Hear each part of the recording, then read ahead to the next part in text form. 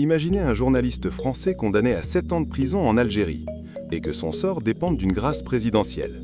Une décision qui pourrait tout changer, mais qui reste entre les mains d'une politique complexe et impitoyable. Christophe Glaise est détenu depuis 5 mois. Sa condamnation pour apologie du terrorisme a choqué la communauté internationale. Aujourd'hui, son équipe cherche la meilleure voie pour le faire sortir, mais la route est semée d'embûches.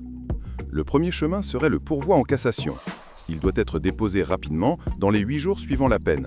Mais attention, cette option ne garantit rien. La justice pourrait confirmer la sentence et prolonger l'angoisse de Christophe derrière les barreaux. L'autre solution, plus incertaine mais plus puissante, serait une grâce présidentielle. Le président algérien Abdelmajid Tebboune a par le passé accordé des grâces à des milliers de détenus. L'écrivain franco-algérien Boualem Sronsal en a bénéficié en novembre 2025, après 1 an d'incarcération. Mais chaque décision est éminemment politique. Cette grâce pourrait-elle s'appliquer à Christophe Glaise? Rien n'est sûr.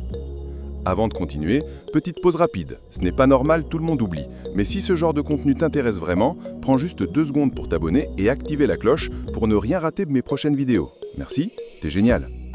Ce qui rend cette affaire si captivante, c'est que la décision dépasse largement le cadre judiciaire. Une grâce serait un signal politique fort, tandis qu'une confirmation de peine pourrait déclencher une tempête diplomatique. Chaque geste, chaque annonce est scruté par les médias, les diplomates et les organisations des droits humains. L'avenir de Christophe Glaise est donc suspendu entre 2 mondes, la justice et la politique. Cette histoire n'est pas seulement celle d'un journaliste, mais celle de la liberté de la presse et de la diplomatie internationale. Elle nous rappelle à quel point un seul homme peut devenir le symbole d'enjeux bien plus grands. Alors, que ferais-tu à sa place? Et toi, veux-tu continuer à comprendre les affaires qui font trembler le monde?